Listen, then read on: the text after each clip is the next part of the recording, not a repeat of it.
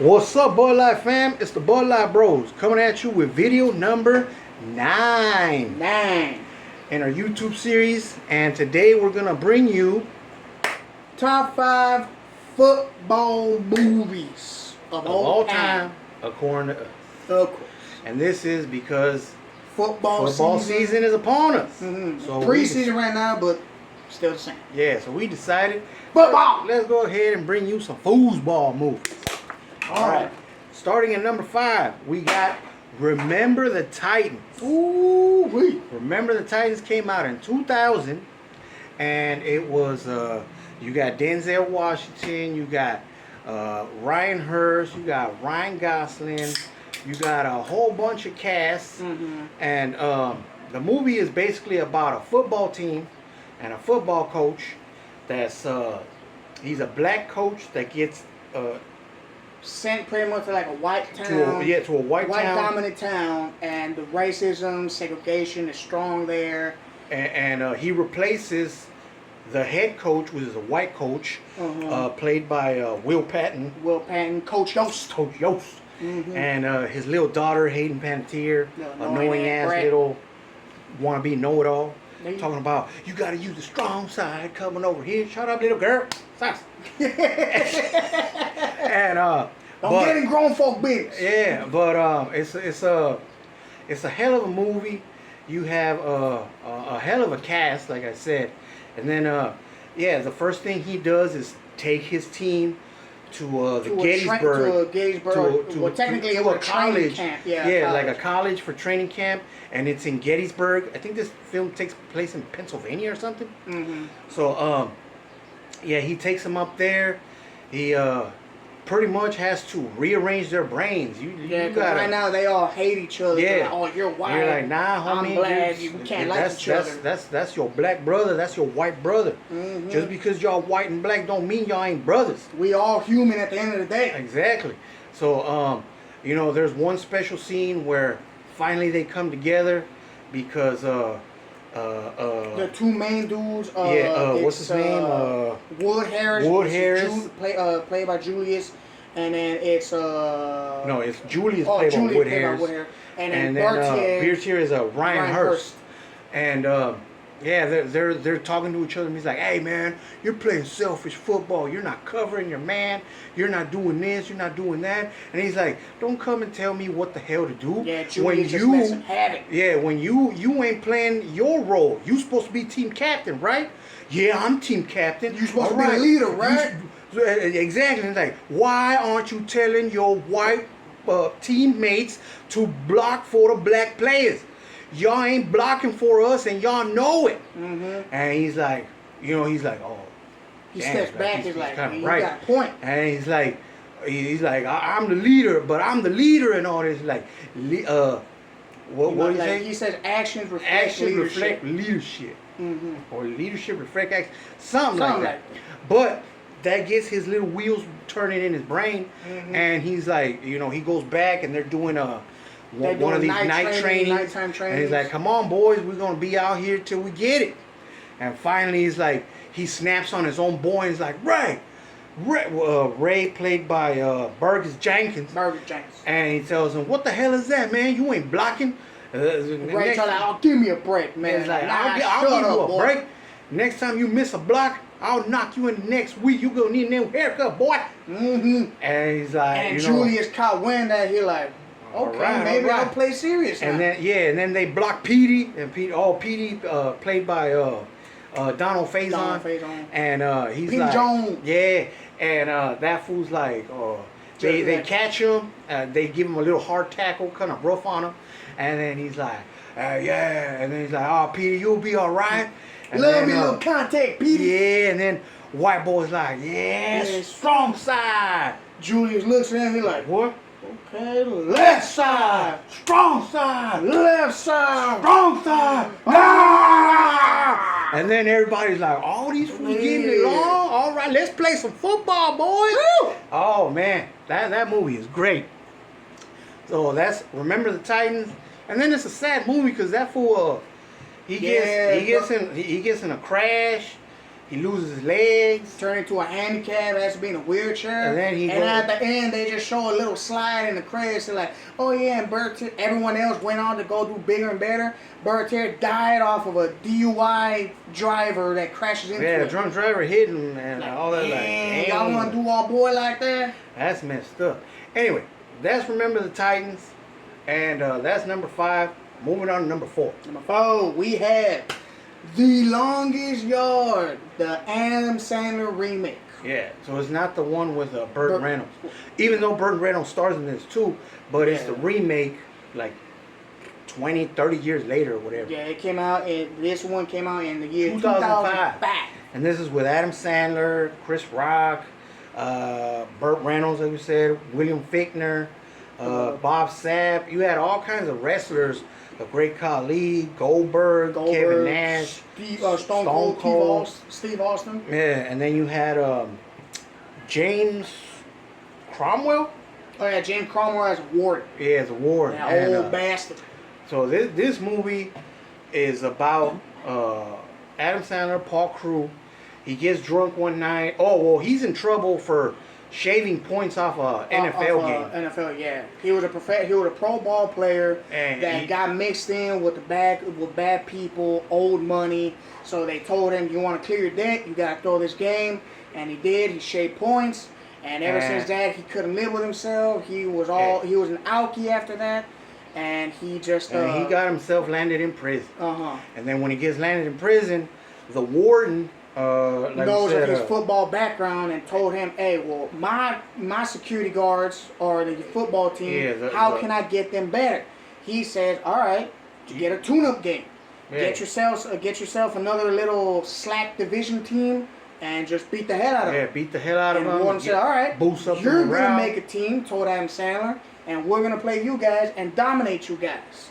Man, but throughout the movie, Adam Sandler actually realizes, hey, we got a shot against these guys. And he starts building a team with terrible people, like a Joey Coco Diaz, big fat guy. And then you had Brucey, which is Nicholas Turturro. And then you had just a bunch of crap ass teammates that is like ain't worth crap. Old fat big dude that can't move. And then they only had like the only brother they had was a big dude named Swatowski called Bob Sapp. And Meggett, which is Nelly, and he's the only running back. Well, he came in after he challenged. Yeah, but whatever. But yeah. After that, then. The point of this whole movie, you need some brothers on your goddamn team. That's what you need. If you want to be successful. You want some speed, you know where to go. Exactly. You got to go to Watts, or Compton, Ingle, or Long Beach. Anyhow, man, this movie is hilarious. This movie has it all. You got all of Sandler's regular cast. You got Rob Schneider. Alan Covert plays the little corrupt referee that gets kept hitting the McNuggets. You got even got Big Boy doing a cameo. Oh yeah, little cameo. And you got Hey, we're not supposed to like him. We climb at each other. Whatever. Luther Lou fight. Well, you got you got his usual clan, and but yeah, it's a good movie. At the end of the movie, they try to pin Caretaker's death on him, and Chris Rock, he's about to throw the game again because the warden tells him, "Hey, if you don't throw the game, you're gonna be in here for the rest of your life, homie, because we're gonna pin Caretaker's death on you."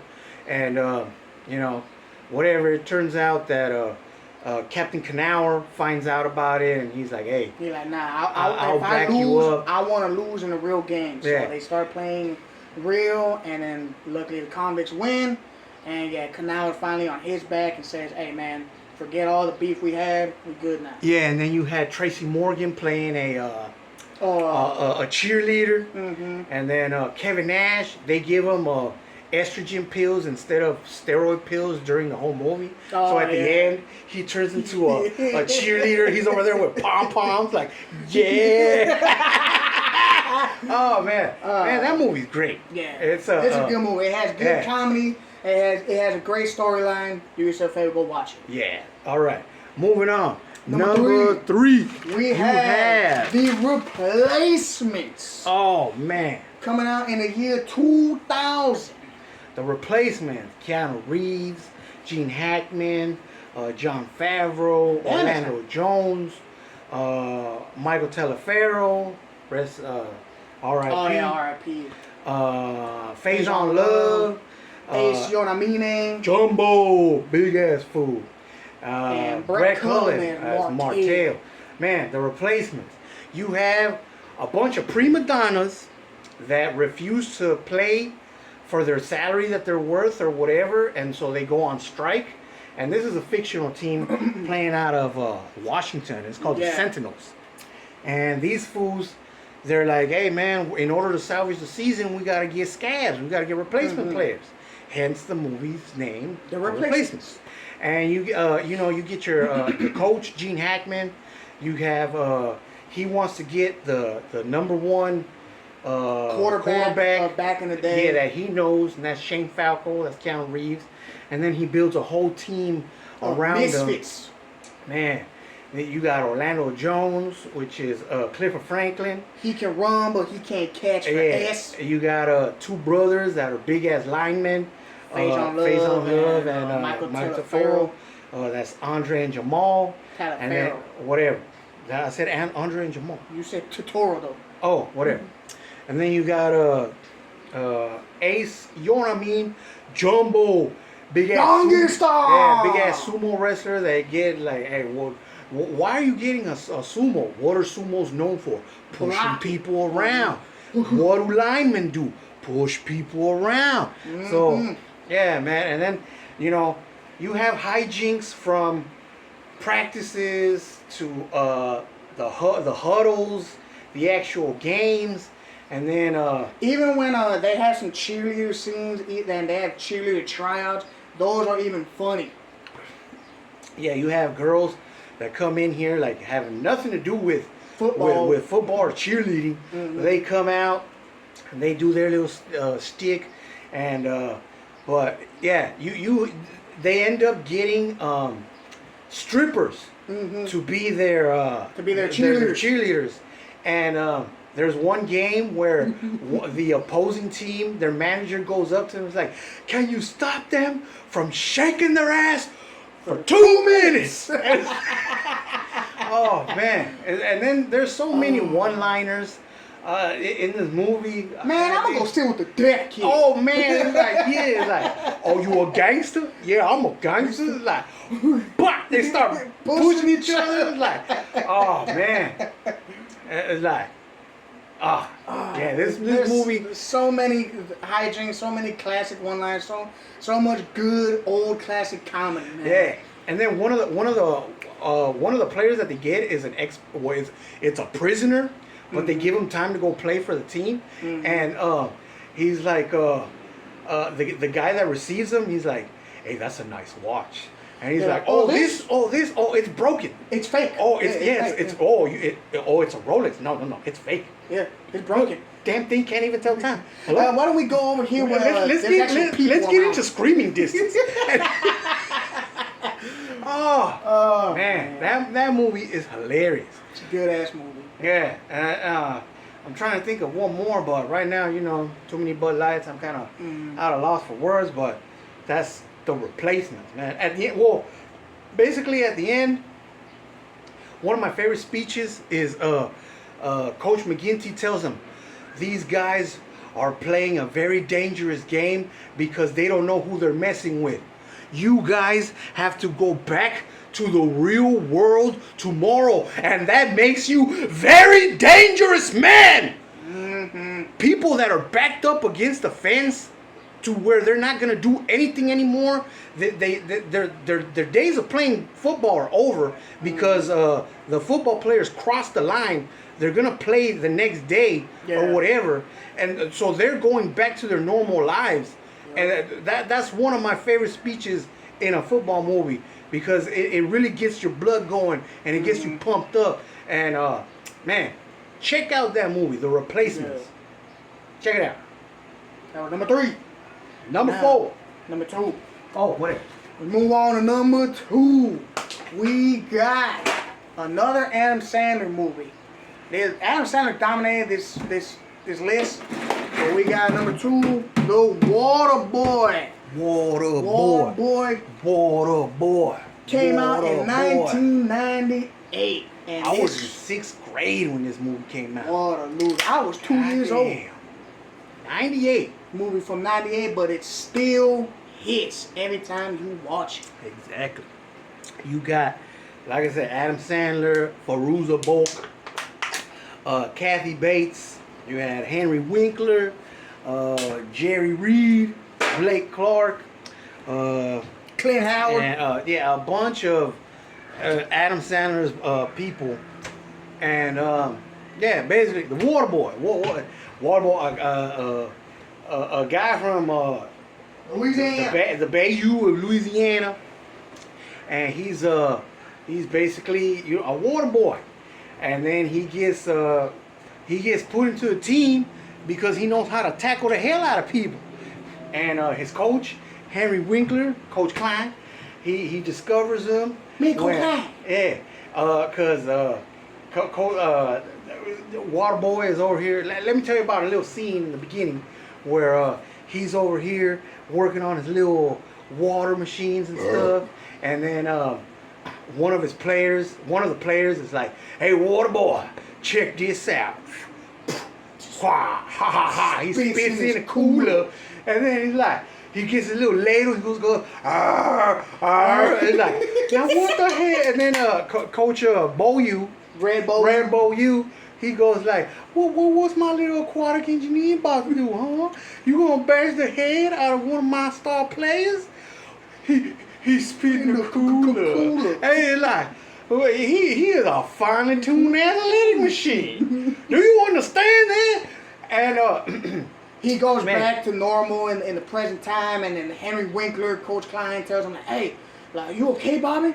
He's like, "Yeah, I'm okay."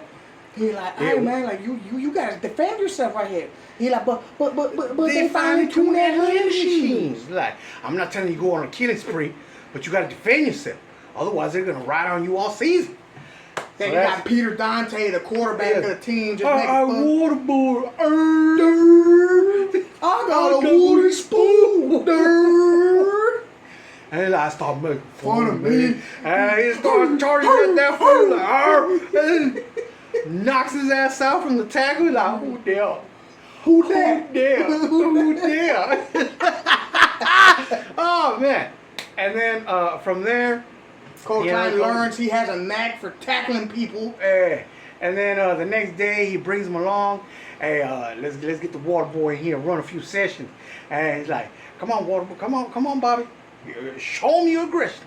And he's like, okay, he goes. He be like, he's like, he poked me in the eye. Captain Insano shows no mercy.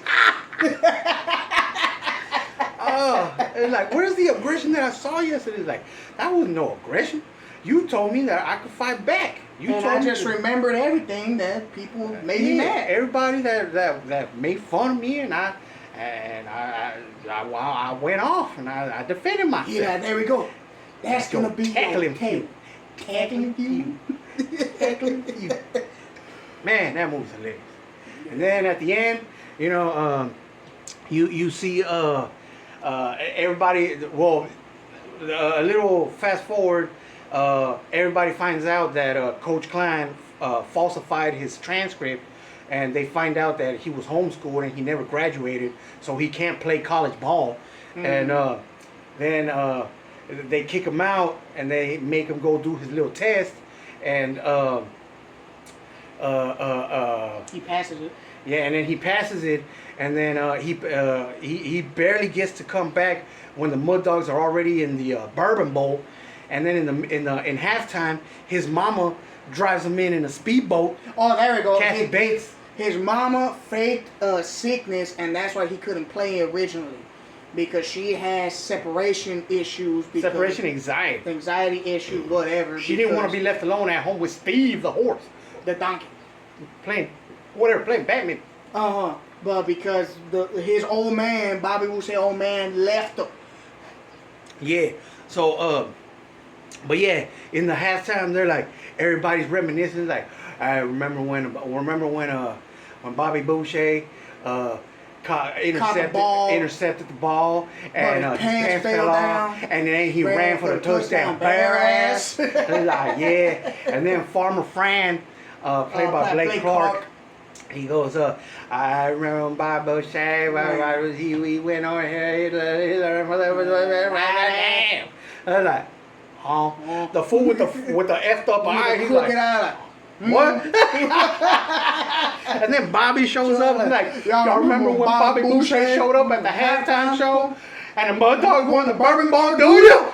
Yeah! Everybody goes crazy. Like, and then Peter Dante's character, I don't even remember that fool, but that fool was like, hey, sorry for giving you so much S this year, Bobby. You're the heart and soul of this team. And it's like, thank you. And it's like, hey, let's hug and kiss till we win the game, baby. We got a game to win. Woo! Yeah. Oh, man. That's a good movie. And then he wins, and he's like, I love mama. And then whatever. And then his daddy tried to show up at the end at his wedding.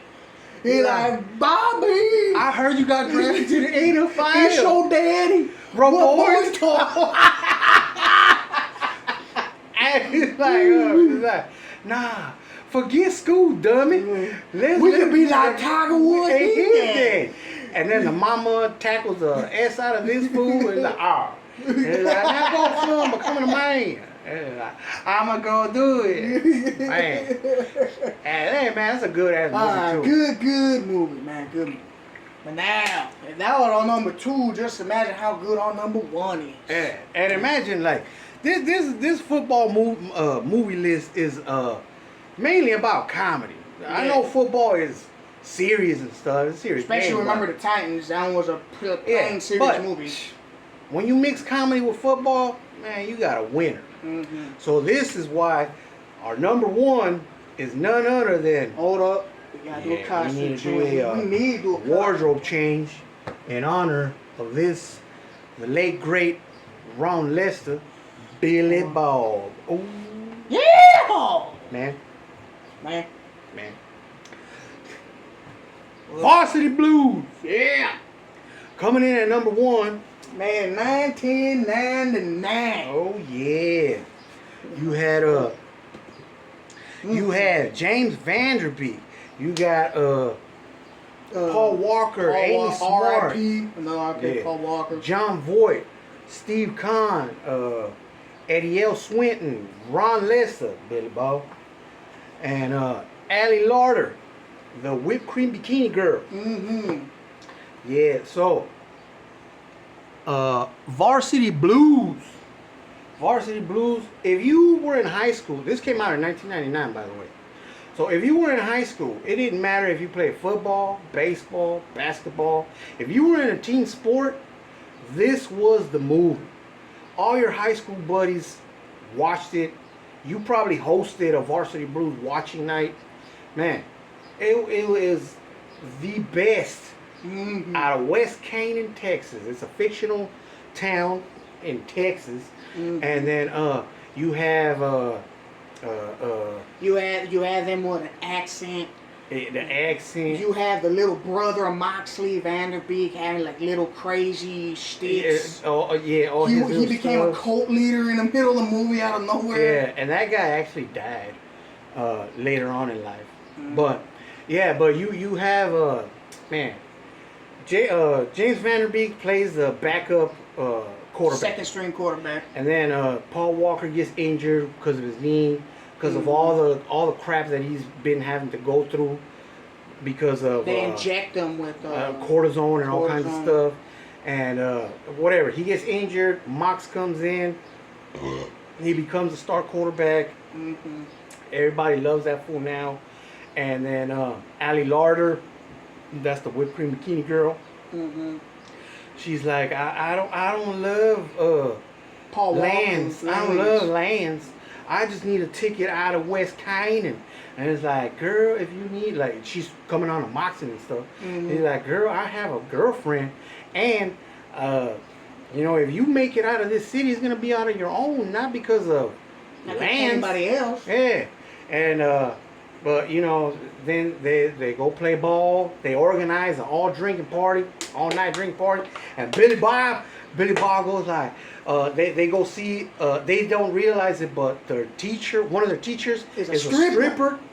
And Billy Bob's over there like, oh. She asked him like, what do you think of my performance? Like, oh, it was a 10. 10. A goddamn 10. And man, it's a hilarious goddamn movie. It's a, and then you at the end, you have you have Bud Kilmer, their coach, goes crazy on him when Wendell, his workhorse, is injured, and they take him off the field, and they go back and they try to give him a cortisone shot too, and that's when he's like, hey, let's convince him, make him take the cortisone shot, and then they say the like whole team the whole just said, like, the whole we team ain't like, listening to you no yeah, more. nah. You If that needle goes in, if that needle goes in near him, we're out of here. And then he's like, you guys don't know nothing about dedication, hard work. And then Paul Walker, Lance Harbor, like, comes in and he's like, I do. Wendell, don't do it, man. It's not worth it. And he's like, hey, get out of here. You gonna take this from a gimp? A guy who's praying that we lose so we could be the missing link. And then Billy Bob's like, if that needle goes anywhere near his knee, I swear to God on my mother's grave, I'll rip your arms off and beat you to death with them. Like, Billy Bob, get the hell out of here. Say none of your business. And then Johnny Moxon, Vanderbeek is like, this is all of our business.